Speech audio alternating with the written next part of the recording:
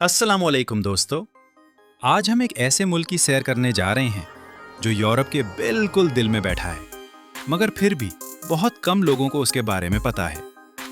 ये मुल्क ना फ्रांस है, ना इटली, ना जर्मनी और ना ही स्पेन। लेकिन इस मुल्क में वो सब कुछ है जो एक सयाह को चाहिए। खूबसूरत पहाड़, तारीखी टिले, लाजवाब खाना, सुस्ती जिंदगी और सबसे बढ़कर एक ऐसा कल्चर जो आपको अपना बना लेता है। जी हां दोस्तों, आज हम बात करेंगे सर्बिया की। क्या आप जानते हैं कि सर्बिया वो मुल्क है जहां टेस्ला पैदा हुआ था? जी हां, वही निकोला टेस्ला जिसका नाम आज इलेक्ट्रिक कारों पर लिखा है। क्या आपको मालूम है कि सर्बिया का दारुल हुकूमत बेलग्रेड दुनिया के कदीम तरीन शहरों में से एक है जो 7000 साल से भी ज्यादा पुराना है? और क्या आप सोच सकते हैं कि यूरोप का ये मुल्क पाकिस्तानी और हिंदुस्तानियों के लिए वीजा फ्री है? हाँ दोस्तों, बिल्कुल सच सुन रहे हैं आप। तो आज की वीडियो में हम जानेंगे कि सर्बिया के लोग कैसे रहते हैं, वहां की जिंदगी कैसी है, पाकिस्तानी और हिंदुस्तानी वहां कैसे जा सकते हैं, कौन सी जगहें जरूर देखनी चाहिए और वहां का खाना कैसा है। वीडियो को आखिर तक जरूर देखें, क्योंकि आखिर में मैं आपको एक ऐसी बात बताऊंगा जो शायद आपने पहले कभी नहीं सुनी होगी। और अगर आपने अभी तक हमारा चैनल सब्सक्राइब नहीं किया तो अभी कर लें और ये वीडियो अपने दोस्तों के साथ जरूर शेयर करें ताकि वो भी सर्बिया के बारे में जान सकें।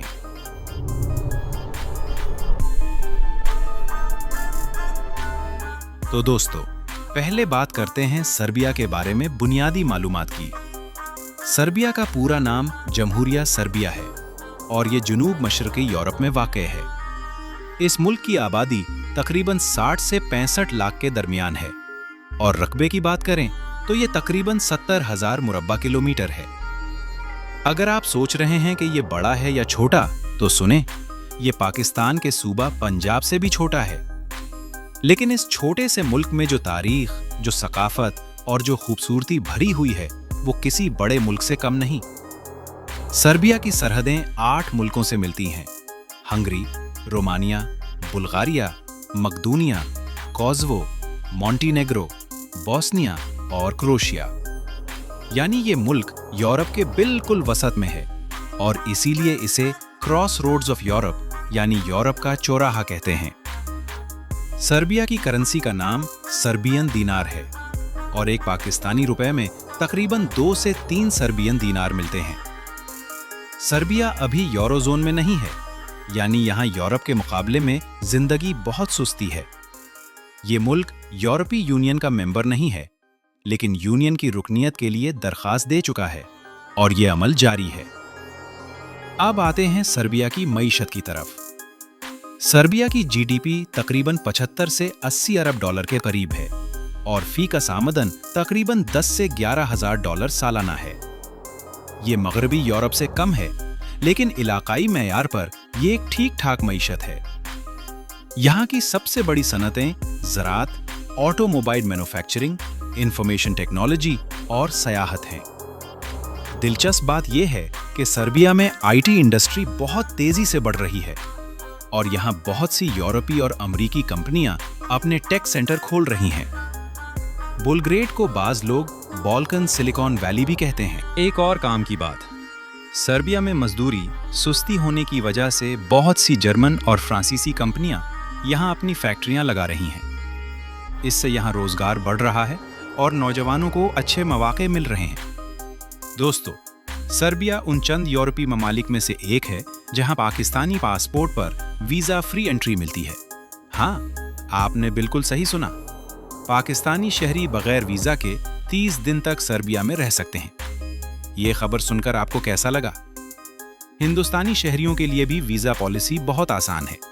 वो आसानी से ऑन अराइवल या ई वीजा ले सकते हैं। यही वजह है कि सर्बिया जनूब एशियाई सयाहों के लिए एक बेहतरीन ऑप्शन बनता जा रहा है। सर्बिया में पाकिस्तानी कम्युनिटी बहुत बड़ी नहीं है, लेकिन पिछले कुछ सालों में वहां पाकिस्तानी और हिंदुस्तानी तलबा की तादाद बढ़ी है। बेलग्रेड यूनिवर्सिटी समेत कई सर्बियन यूनिवर्सिटियां अंग्रेजी में तालीम देती हैं और फीसें मगरबी यूरोप के मुकाबले में बहुत कम हैं। अगर कोई यूरोप में सुस्ती और मेयारी तालीम चाहता है तो सर्बिया एक बेहतरीन ऑप्शन हो सकता है। काम के मौके भी बढ़ रहे हैं, खासतौर पर आईटी, रेस्टोरेंट और तामीरात के शोबे में। अब दोस्तों आते हैं सर्बिया के लोगों और उनकी जिंदगी की तरफ, क्योंकि किसी मुल्क को समझना हो तो पहले उसके लोगों को समझना पड़ता है। सर्बिया लोग बहुत मेहमान नवाज होते हैं। ये बिल्कुल हमारे पाकिस्तानी कल्चर जैसा है। अगर आप किसी सर्बी घर जाएं तो वो आपको खाने पर जरूर बिठाएंगे। सर्बिया लोग अपनी जबान, अपनी रिवायात और अपनी तारीख पर बहुत फख्र करते हैं। यहाँ की जबान सर्बियन है, जो क्रिलिक और लातीनी दोनों रस्मुल खत में लिखी जाती है, और ये अपने आप में बहुत मुनफरिद बात है।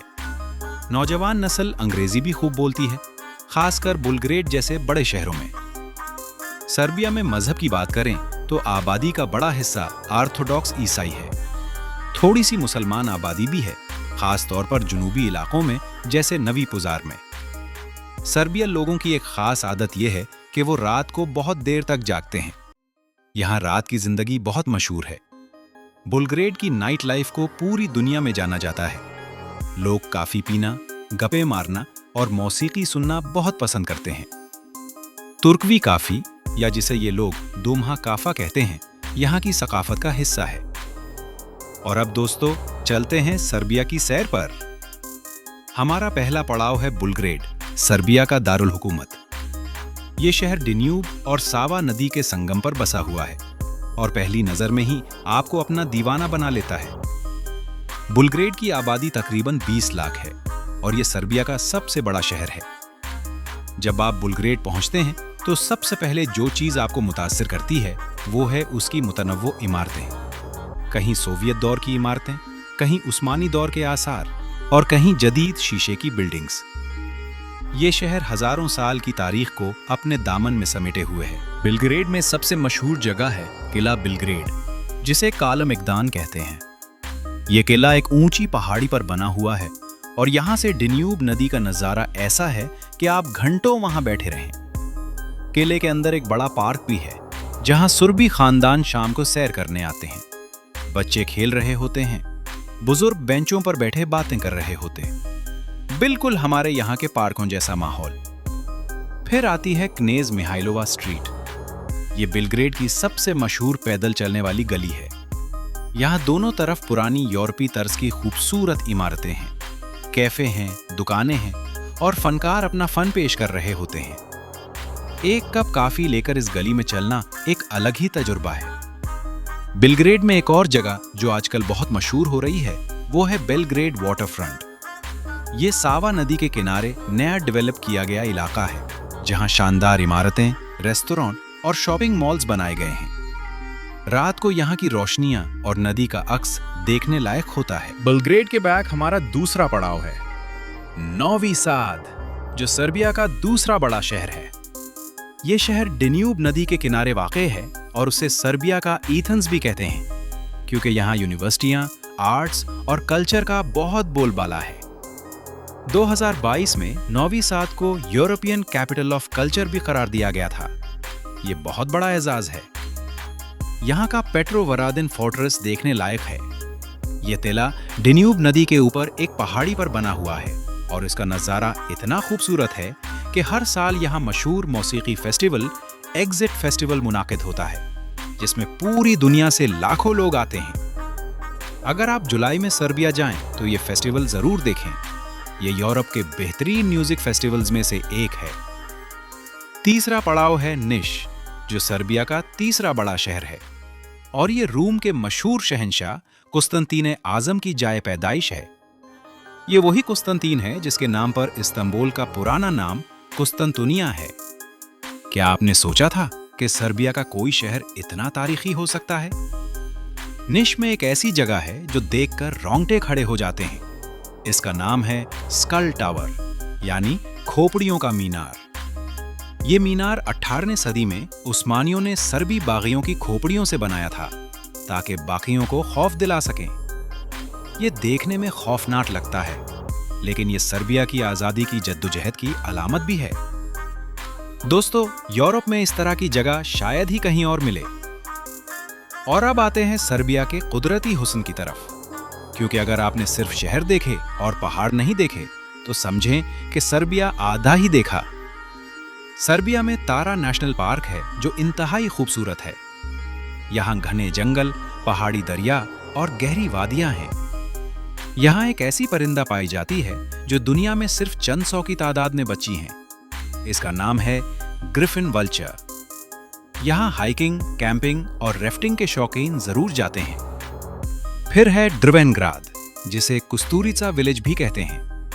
ये मशहूर सर्बी फिल्मसाज एमीर कुस्तुरिका ने पहाड़ों के अंदर एक खूबसूरत लकड़ी का गांव बनाया है जो बिल्कुल परियों की कहानी जैसा लगता है। यहाँ तंग गलियां, रंगीन घर और सुकून है जो आज की दुनिया में ढूंढने से नहीं मिलता। और ज़्लातिबोर, ये वो पहाड़ी इलाका है जिसे सर्बिया का स्विट्जरलैंड कहा जाए तो गलत ना होगा। गर्मियों में यहाँ हरियाली और सर्दियों में बर्फ, दोनों मौसमों में ये जगह बिल्कुल अलग ही दुनिया लगती है। यहाँ रिवायती सर्बी लकड़ी के घर हैं जहाँ आप रात गुजार सकते हैं और पहाड़ी हवा और मनाजिर से लुत्फानंदोज हो सकते हैं। सफर की बात करें तो सर्बिया में घूमना काफी आसान और सस्ता है। बसें बहुत अच्छी हैं और पूरे मुल्क में जुड़ी हुई हैं। बुलग्रेड में टैक्सी और उबर जैसी ऐप, बोल्ट और कार्गो चलती हैं जो बहुत सस्ती हैं। ट्रेन सर्विस भी है, लेकिन बसें ज्यादा आरामदेह समझी जाती हैं। बुलग्रेड एयरपोर्ट से दुनिया के बहुत से शहरों को सीधी परवाजें मिलती हैं और टिकट भी मुनासिब कीमत में मिल जाते हैं। मौसम की बात करें तो सर्बिया में चारों मौसम आते हैं। गर्मियां गर्म और खुश्क होती हैं, जबकि सर्दियां सर्द और बर्फ वाली। सयाहत के लिए बेहतरीन वक्त मई से सितंबर तक है, जब मौसम खुशगवार होता है और फेस्टिवल्स भी होते हैं। और अब वो दिलचस्प हकायक जिनका मैंने शुरू में वादा किया था। क्या आपको मालूम है कि निकोला टेस्ला, जिसने बरकीरू के इस्तेमाल को बदल कर रख दिया, वो सर्बी नस्ल का था और सर्बिया में आज भी उसे कौमी हीरो समझा जाता है। बेलग्रेड का एयरपोर्ट इसी के नाम पर रखा गया है। और दुनिया की सबसे मशहूर टेनिस खिलाड़ियों में से एक नोवाक जोकोविच, जिसने ग्रैंड सलाम रिकॉर्ड तोड़े, वो भी सर्बिया का ही है। सर्बिया ऐसे लोग पैदा करता है जो दुनिया बदल दें। एक और हैरानकुन बात, सर्बिया में एक गांव है जिसका नाम सर्बियन यरूशलेम है। असल में ये स्टुदनिका मोनेस्ट्री का इलाका है जो यूनेस्को की आलमी विरसा फहरिस्त में शामिल है और 12वीं सदी में बनाया गया था। इस खानकाह की संगमरमर की दीवारें और बाजंतीनी फ्रिस्को पेंटिंग्स देखकर आप हैरान रह जाएंगे। और ये भी सुने, सर्बिया दुनिया के उन चंद ममालिक में से है जहां रसबेरी की पैदावार सबसे ज्यादा है। पूरी दुनिया की तकरीबन 30% रसबेरी सर्बिया में उगाई जाती है। यानी आपके मार्केट में जो रसबेरी जाम मिलता है, उसका फल शायद सर्बिया के किसी खेत से आया हो। दोस्तों, आज की इस वीडियो में हमने सर्बिया के बारे में बहुत कुछ जाना। उसकी तारीख, उसके लोग, उसकी मईशत, उसके शहर, उसका खाना और वो हकायक जो आपने पहले शायद नहीं सुने होंगे। सर्बिया वाकई एक ऐसा मुल्क है जो यूरोप में होकर भी यूरोप से अलग है। यहाँ पर वो पुरानी रूह है, वो गर्मजोशी है और वो सादगी है जो मगरबी यूरोप में अब कम हो गई है। और सबसे अहम बात, ये हमारे लिए वीजा फ्री है। तो अगर आप यूरोप का कोई आसान और सस्ता सफर करना चाहते हैं तो सर्बिया को अपनी लिस्ट में जरूर रखें। मुझे बताएं कमेंट्स में कि क्या आपने पहले सर्बिया के बारे में कुछ सुना था? क्या आप वहां जाना पसंद करेंगे? और अगर आपके जहन में कोई सवाल है तो वो भी पूछें। मैं हर कमेंट का जवाब देने की कोशिश करता हूं। अगर ये वीडियो आपको पसंद आई तो लाइक जरूर करें, इससे हमारे चैनल को बहुत मदद मिलती है। और अगर आपने अभी तक हमारे चैनल को सब्सक्राइब नहीं किया तो अभी कर लें, क्योंकि हम हर हफ्ते आपको दुनिया के किसी नए मुल्क की सैर कराते हैं। और ये वीडियो अपने दोस्तों के साथ भी शेयर करें ताकि वो भी दुनिया के बारे में जान सकें।